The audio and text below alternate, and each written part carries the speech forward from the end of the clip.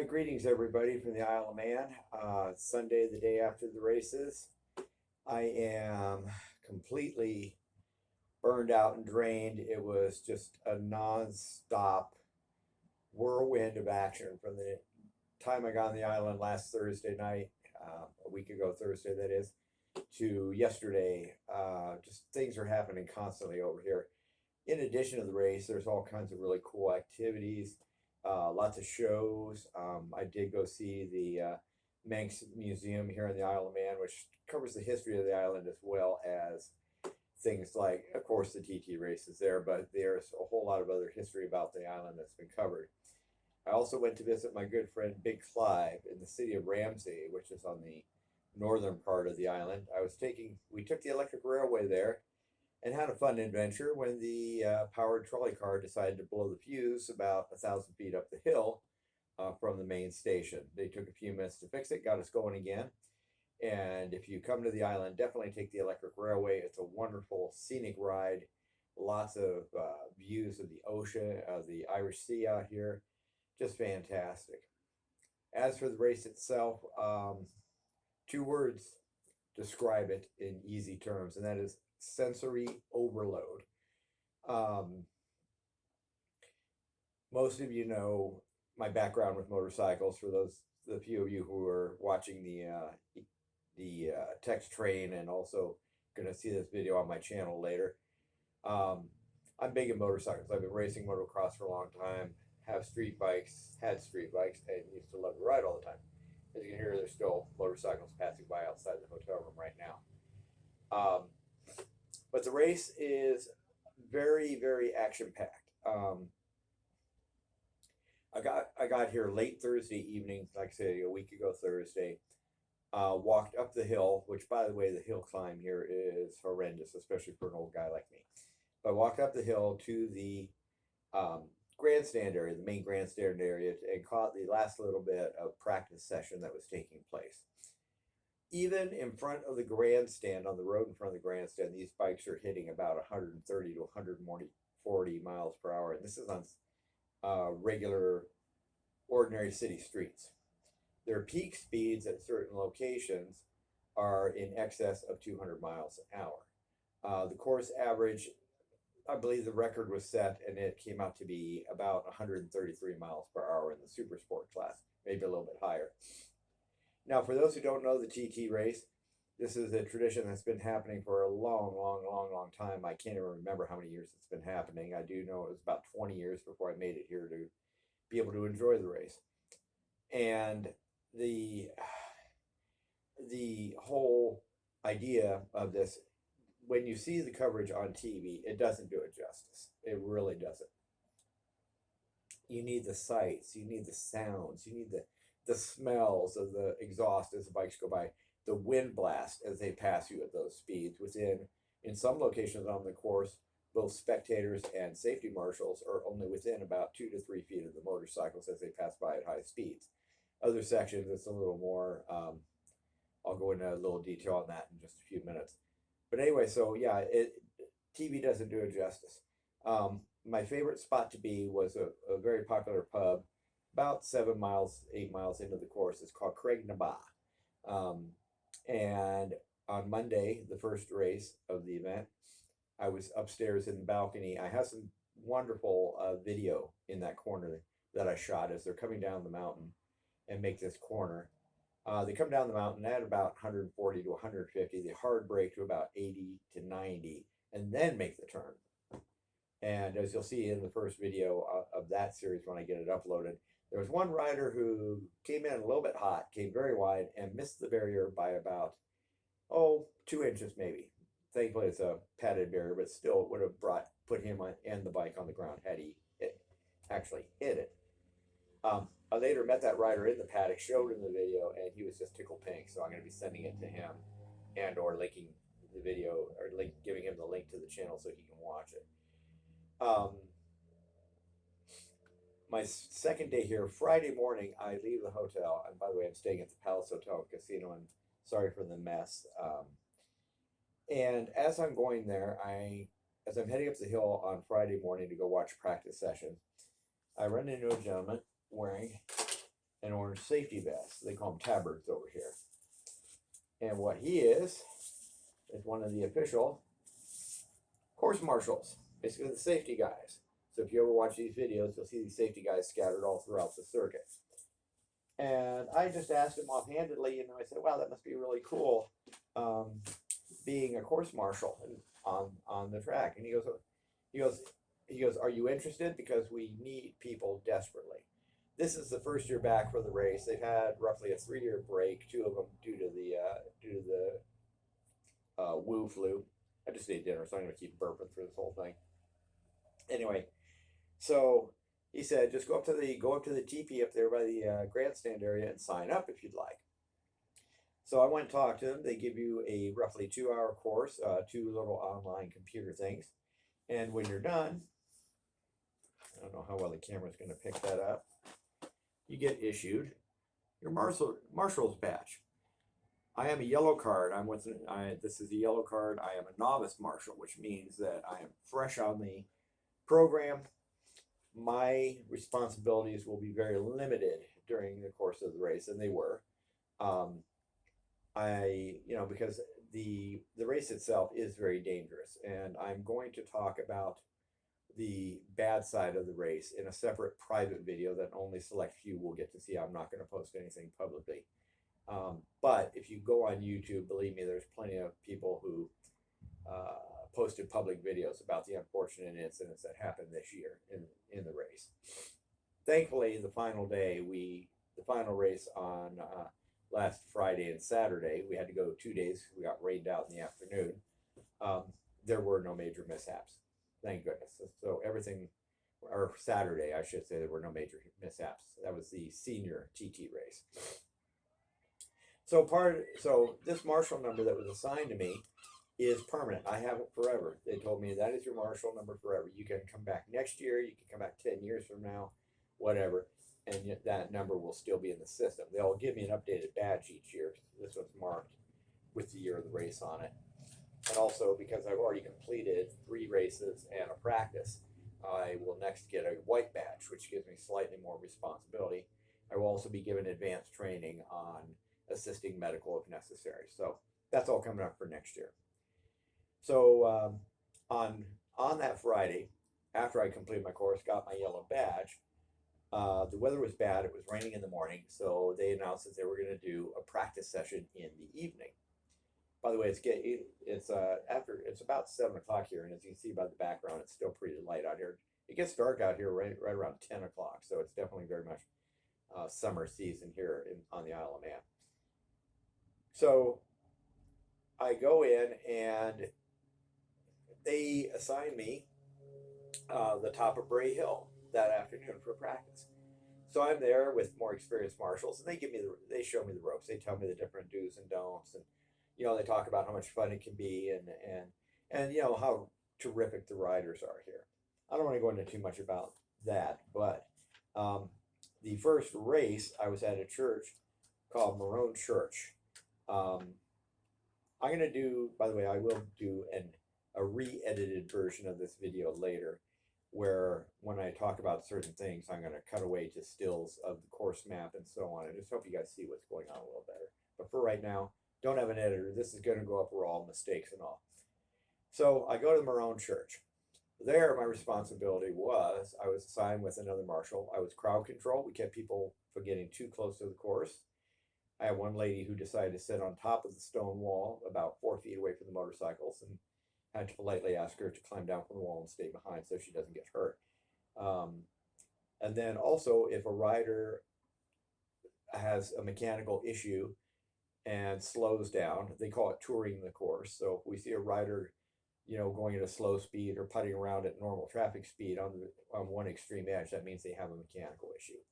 So I was there to assist the other marshal in moving the crowd away from the rope. We had a rope separating us from the road, by the way. We moved that rope away and allow the bike and rider to come inside off of the course so they could keep the racing going. And that was race number 1. Race number 2 was the day I went up to the balcony in Craignabon and got some really fantastic video. Race day number 3, which was Wednesday, of last week. By the way, race day number 1 was Monday, uh, or number 2 was Monday rather. The first day was Saturday, so last Saturday, and so race number 3, I was in the TT grandstands right by where they do the pit stops and everything. And not a whole lot to see as the bikes go by, but it's kind of cool. You can see how they start the race. And basically the riders are lined up in roughly numerical order according to their assigned numbers. The top 20 go in numerical order. The bottom half usually goes in order of their qualifying times. And it's quite fascinating. You'll see it in the video when I upload it. That'll be the 4th video, I think, of the actual racing action. And basically there is the starter who stands right by the motorcycle with his hand on the rider's shoulder. And once they get the all clear to send him and start his timing, all the starter does is smack the guy on the shoulder and the rider takes off. So that brings up the next point. Watching the TT race, a lot of people think that, as the helicopter follows them around the course, or as they talk about, so-and-so is first to the grandstand. They're not necessarily first in the race. This is a timed race. They go by your timing around the entire course, and there are 6 checkpoints that check timing. So the radio and television coverage here is really excellent. As a matter of fact, one of the perks I got is a little earpiece radio that hangs on my ear, which is pre-tuned to the local radio station here, so I could hear the race while I'm working, which I didn't do while I was marshalling because I didn't want to be distracted. I have to focus on the track. Anyway, when you watch the race, don't think just because the rider is the first one that you see crossing the stand or the first one for a pit stop that they're first on the course. They may or may not be, depending. We had a relative newcomer win 2 races here, a gentleman by the name of Peter Hickman. He races the number 10 Gas Monkey machine. Outstanding guy, really nice guy. I did get a nice picture with him. I got autographs. You might see on the tabard I got some signatures and autographs from various riders and a couple of sidecar drivers. The 2 sidecar drivers were my very first, and that happened on the first night on Bray Hill. So after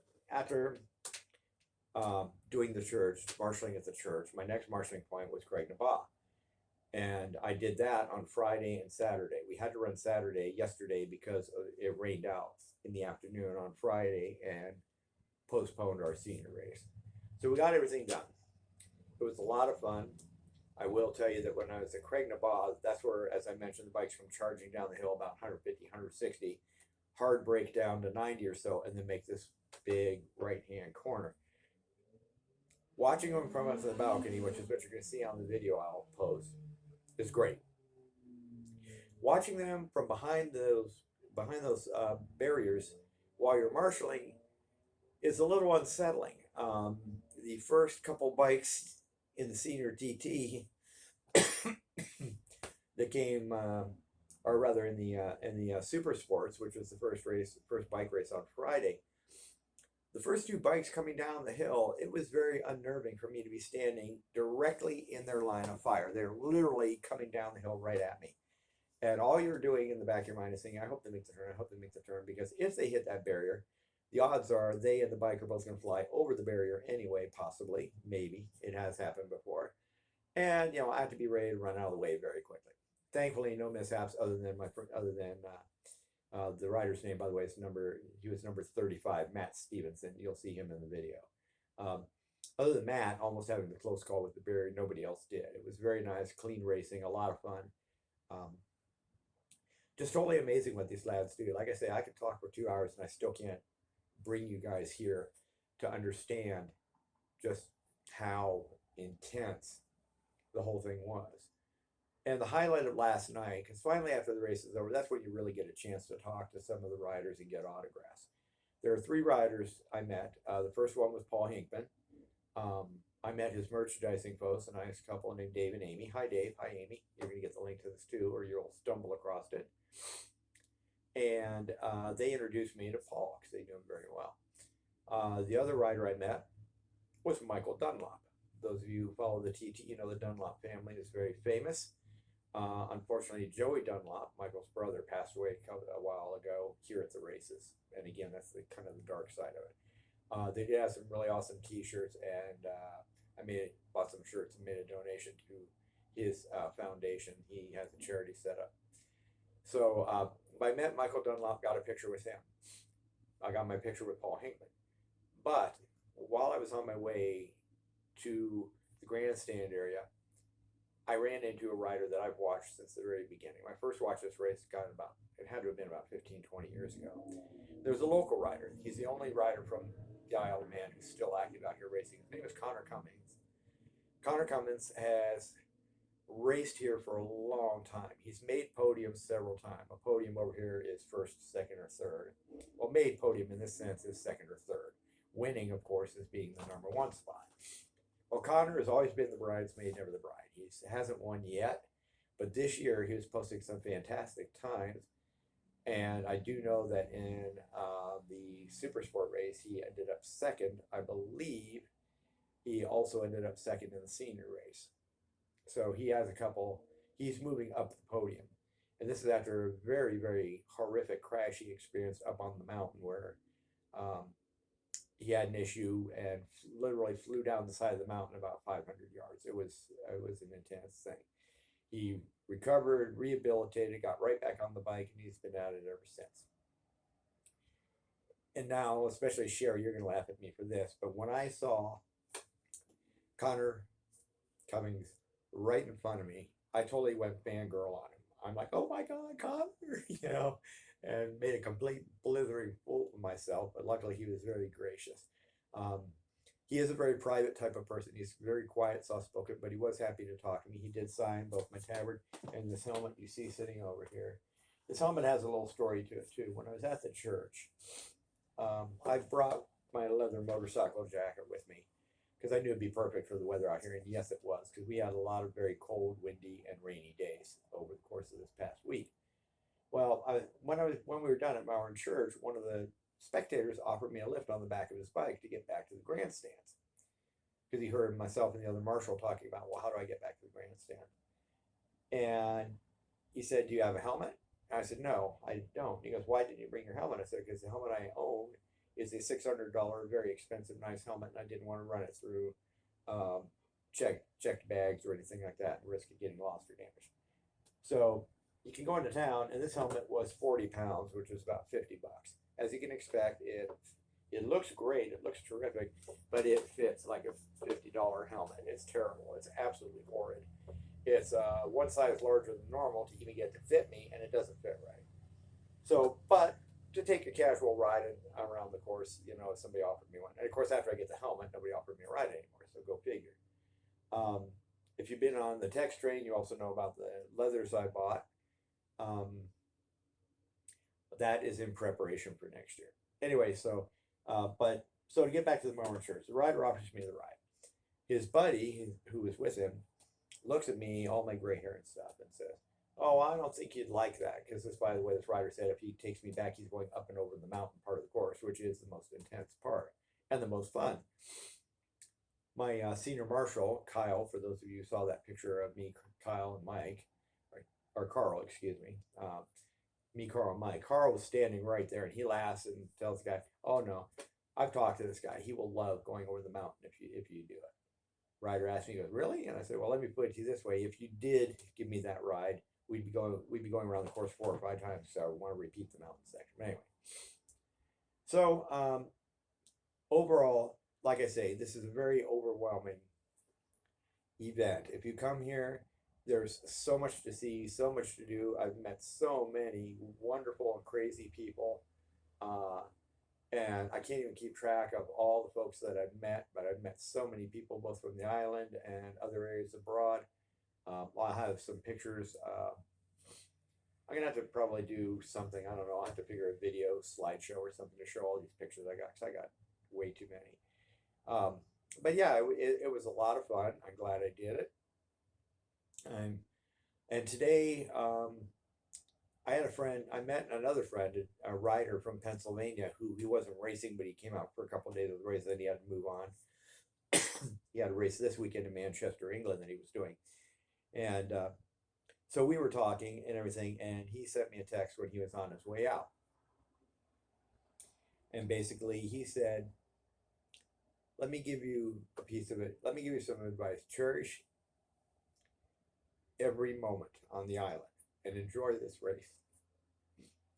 And he said, and this guy's a tough guy. You know, he's a young guy. He's probably in his mid-20s, and he just goes, I broke down and cried when I got on the airplane because he wasn't able to be here and see it. So yes, I'll give you a hint. He's in the text train. I'm not going to give his name out, but anyway. But yeah, he's in the text train. So yeah, he was just wonderful, very friendly, very nice and polite. Hopefully, I'll get to see him race. And finally, I'm going to conclude this video. Plans for next year. So next year, there's several changes I'm going to make. Number one, I'm not going to overpack. I have 2 boxes, cardboard boxes, sitting in the hotel room that I'm going to have to put excess clothes and stuff in and send these back to the States because I've got way too much stuff. And of course, now I just bought a leather suit that has to go in my check bag. It's heavy and it's going to take up a good amount of space. I blew it when I packed my clothes. I do not know how. I do not know why.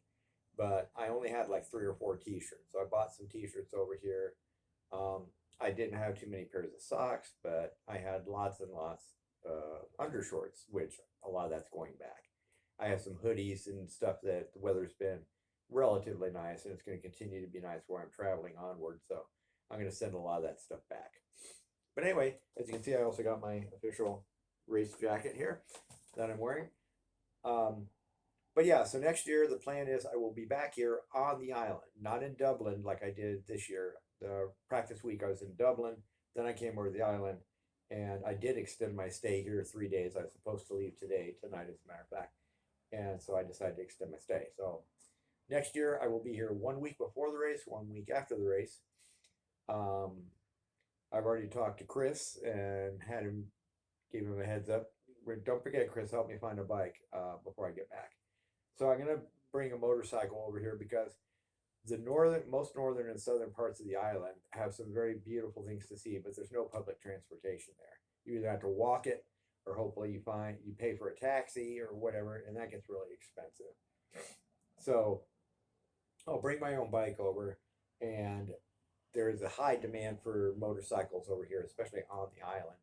And everyone has said that if you stay, especially if you're staying after the TT race, if you don't want to ship the bike back to the States, you can sell it over here and make a lot of money. So that might be the plan for that. I might send it back. I just don't know. I will be marshaling the course next year.